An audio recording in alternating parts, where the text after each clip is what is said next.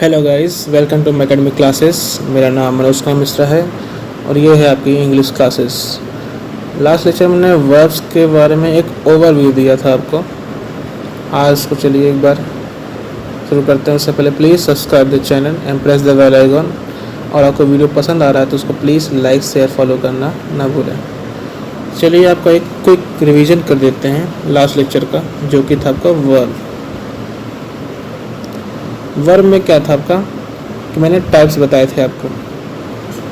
Verb में आपको types बता दिए थे और उसके बारे में थोड़ा थोड़ा बता दिया था।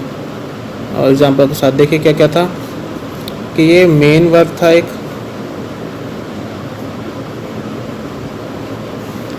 दूसरा हेल्पिंग वर्ब,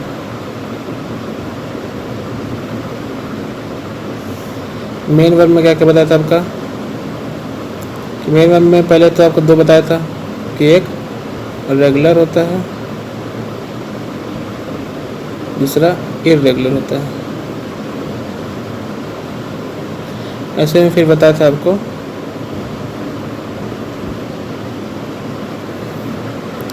क्या बताया था आपको, दूसरा बताया था ट्रांजिटिव और इंट्रांजिटिव। ये बताया था आपको।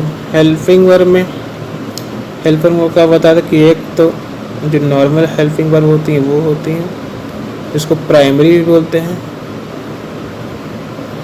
और एक होता है आपका मॉडल। आज हम आपको थोड़ा सा और बताएंगे कि मेन वर्ब में एक और बड़ा टॉपिक आता है, ये ब्रॉडली आता है, बहुत इंपॉर्टेंट टॉपिक होता है। ये आपका टॉपिक है फाइनाइट और non finite, finite and non finite verb के बारे में।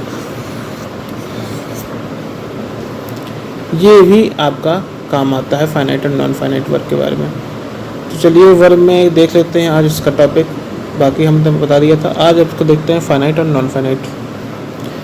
फाइनाइट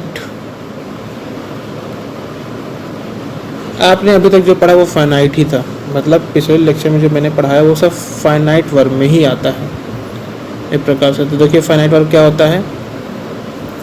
फाइनाइट वर्ब की डेफिनेशन में बोलते हैं कि आपका जो भी मतलब कि verb that has a subjects, ऐसे वर्ब जिनके पास क्या है, हैव सब्जेक्ट, इनके पास सब्जेक्ट होगा वो आपके फाइनाइट होंगे, और जिनके पास सब्जेक्ट नहीं होगा वो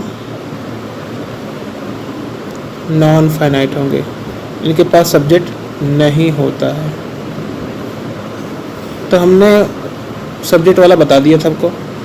तो मिला के आज हम नॉन फाइनाइट के बारे में ही पढ़ेंगे कि नॉन फाइनाइट वर्ब्स होती क्या हैं। जैसे बताया कि आपको कि इनके पास सब्जेक्ट नहीं है, सब्जेक्ट नहीं है तो कैसे होगा फिर। तो ये क्या कहते हैं, जैसे एग्जाम्पल समझ ली, I love to watch movies. इन सेंटेंस में देखिए ये है सब्जेक्ट आपका, इस सब्जेक्ट इस एग्जाम्पल में देखिए ये है सब्जेक्ट, ये है आपका वर्ब और ये है मेन वर्ब। बाकी ये देखिए वॉच, ये भी कहेंगे आप वर्ब है, पर इसके पहले क्या आया है, टू आया है। तो ये टू के साथ पूरा ये हिस्सा है, इसी को बोलते हैं नॉन फाइनाइट वर्ब। मतलब ये फाइनाइट नहीं है, इनके लिए कोई सब्जेक्ट नहीं है, सब्जेक्ट तो इसके लिए है, इसके लिए कोई सब्जेक्ट नहीं है, इसी को बोलते हैं नॉन फाइनाइट वर्ब्स। ठीक है।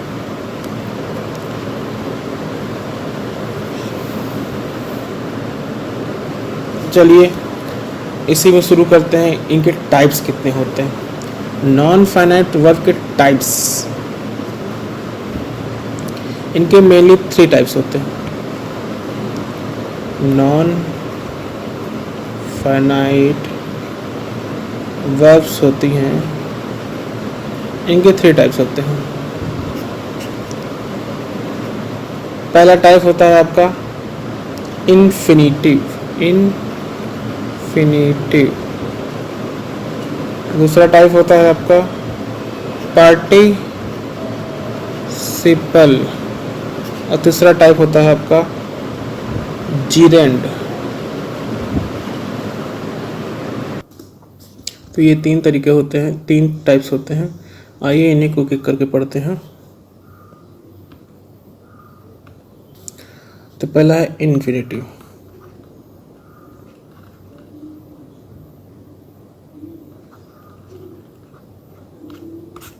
इन्फिनिटिव देखिए क्या होता है, जिससे पहले बताया कि इसको सब्जेक्ट नहीं है। तो ये टू रीड है, टू वॉक है, ये टू लग के आ रहा है, इसी को इन्फिनिटी के दर्जे में रखा गया है। मतलब ये देखिए वर्ब है, इनके आगे टू लग गया, ये क्या बन गया, इन्फिनिटिव हो गया।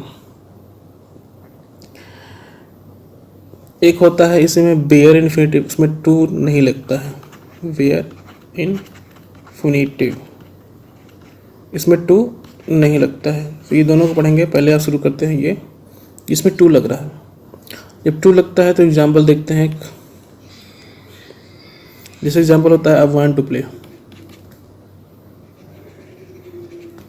आई वांट टू प्ले, तो ये टू प्ले है।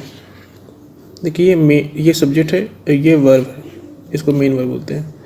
तो ये जो बचा यही आपका हो गया क्या, इन्फिनिटिव है। ये नॉन फाइनाइट है, पर उसका एक भाग क्या है, इन्फिनिटिव। नॉन फाइनाइट में ये इन्फिनिटिव है टू प्ले के साथ। अब इन्हीं टू प्ले मतलब इस तरह जो होते हैं, इन्फिनिटी की पहचान यही है कि टू लगा होता है, नहीं लगा होता वो भी बताऊंगा, वो एक्सेप्शन होता है। तो चलिए शुरू करते हैं कि इनको कैसे कैसे यूज कर सकते हैं। मतलब इनको हम कैसे कैसे यूज़ करते हैं, एज अ सब्जेक्ट यूज़ कर सकते हैं। मतलब इसी को टू प्ले को या टू वॉक को सब्जेक्ट बना सकते हैं। सब्जेक्ट मतलब कर्ता बना सकते हैं। इन्हीं को एज अ ऑब्जेक्ट यूज कर सकते हैं। मतलब सब्जेक्ट भी यूज़ कर सकते हैं, एज अ ऑब्जेक्ट भी यूज़ कर सकते हैं। और वर्ब की तरह यूज नहीं कर सकते क्योंकि ये नॉन फाइनाइट वर्ब है। देखिए ऑब्जेक्ट में भी दो तरीके से बना सकते हैं इसको। एक प्रीपोजिशन वाला, प्रीपोजिशन के बाद है वो ऑब्जेक्ट, प्रीपोजिशन के बाद जो आते हैं वो, और एक होता है जो वर्ब के बाद आते हैं। ऑब्जेक्ट दो तरीके से होते हैं, एक प्रीपोजिशन के बाद आते हैं और एक वर्ब के बाद आते हैं। तो वो एज ऑब्जेक्ट यूज़ कर सकते हैं हम टू इन्फिनाइट को। आइए एग्जाम्पल समझते हैं एज सब्जेक्ट कैसे यूज़ कर सकते हैं। एज सब्जेक्ट यूज़ करने के लिए देखिए, जैसे टू लाई, टू लाई झूठ बोलना, is not good. To lie झूठ बोलना एक अच्छी बात नहीं है। देखिए ये एज सब्जेक्ट काम कर रहा है, कर्ता। उसके बाद ये आया कि इज नॉट गुड, उसके बाद verb, helping verb, not good, ये आपका नेगेटिव पार्ट और एडजेक्टिव आ गया। देखिए क्या बन गया, to lie is not good. तो ये एज अ सब्जेक्ट काम कर रहा है, यहाँ पे एज अ सब्जेक्ट काम कर रहा है। आइए एज अ ऑब्जेक्ट की तरह काम करके दिखाते हैं इसको। As a object but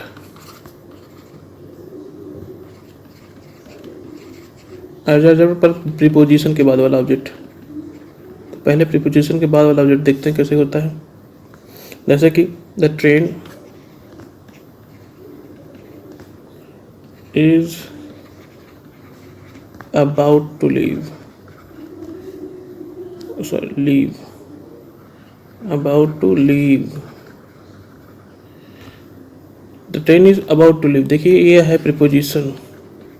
preposition भी आपको पढ़ाऊंगा मैं, फिलहाल की जान लीजिए ये प्रीपोजिशन है जो नाउन को बाकी से कनेक्ट करता है।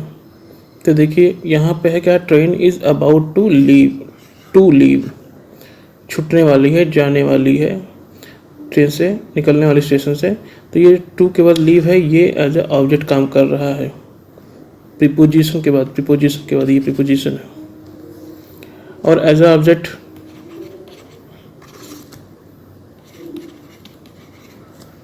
बट किसके बाद, वर्ब के बाद, वो भी देख लीजिए एग्जाम्पल। वहाँ एग्जाम्पल क्या होगा, जैसे अभी लिए थे वही एक एग्जाम्पल हो गया, I want to play, I want to play. देखिए वर्ब है और वर्ब के बाद आया है ये टू प्ले, तो ये है क्या है, एज अ ऑब्जेक्ट। हम बताया था ना कि सब्जेक्ट होता है, वर्ब होती है और ये ऑब्जेक्ट होता है। तो ये तीनों तरीके से आपको मैंने बता दिया है, यही 3 तरीके से इसको यूज किए जाते हैं। किसको, इन्फिनिटिव को, जिसमें टू लग रहा है। इन्फिनिटिव की पहचान क्या है, टू लग रहा है। अब देखिए बेयर इन्फिनिटिव, मैंने भी एक टर्म यूज किया है, बेयर इन्फिनिटिव। बेयर मतलब कि इनके पास नहीं है, टू नहीं है, इनके पास टू नहीं है। तो ये कैसे आते हैं, देखिए एक्सेप्शन है, एक्सेप्शन का एग्जांपल दे रहा हूँ, एग्जांपल समझिए कैसे है।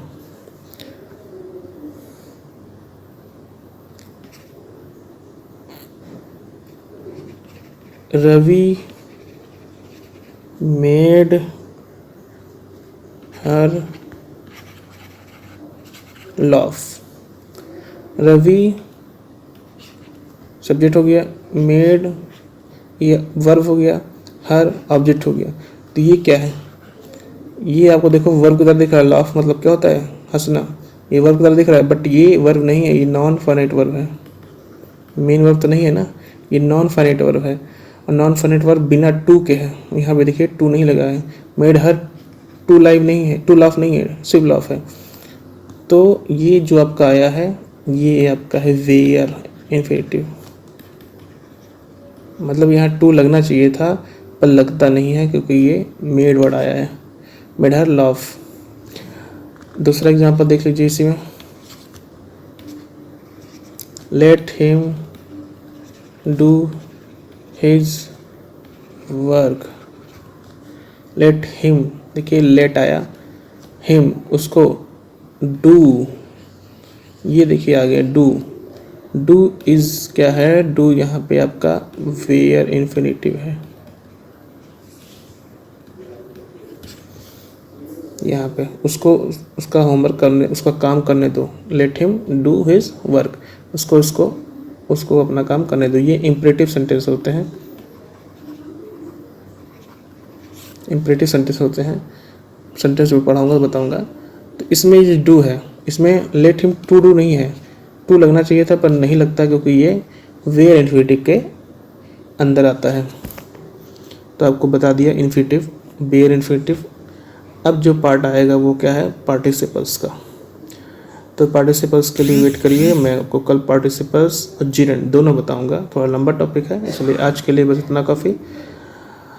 मिलते हैं कल, तब तक के लिए गुड बाय, टेक केयर।